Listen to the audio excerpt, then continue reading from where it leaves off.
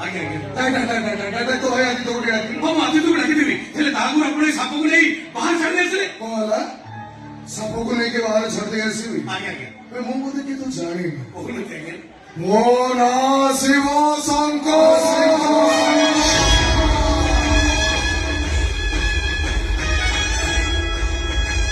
ଦେବଦେବ ମହାଦେବ କୈଳାସପତି ଶିବଙ୍କର ଯେମିତି ସାପ ପ୍ରିୟ